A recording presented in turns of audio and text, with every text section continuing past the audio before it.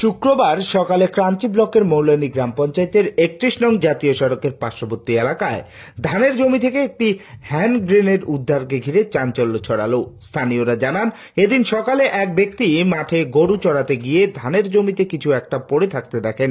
কাছে যেতেই বোমা জাতীয় কোনো বস্তু দেখেই চমকে ওঠেন তিনি। এরপর গ্রামের লোকজন একত্রিত হলে তৎক্ষণাৎ পুলিশকে খবর দেন তারা। ক্রান্তি ফাঁড়ির পুলিশ ঘটনাস্থলে পৌঁছে গোটা এলাকা ঘিরে রাখেন। খবর পেয়ে বিকেল 3টা নাগাদ সেনাবাহিনী এসে পৌঁছায় ঘটনাস্থলে। এরপর বিন্নাগুড়ি সেনা ছাউনির সেনাকর্মীরা গ্রেনেডটিকে উদ্ধার করেন এবং সেটিকে নিষ্ক্রিয় করেন। তবে কোথা থেকে এলো এই হ্যান্ড গ্রেনেড বা কারাই রেখে গেল তা নিয়ে তৈরি হয়েছে ধোঁয়াশা। গ্রামবাসীরাও আতঙ্কিত।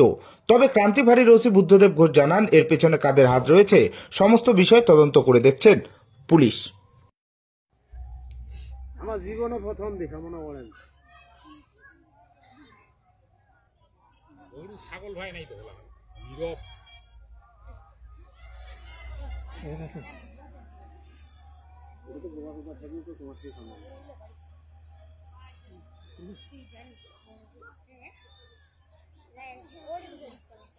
অনেক দেরি এত দেরি না গেছে বেশি করে দিচ্ছি দেখিলেন।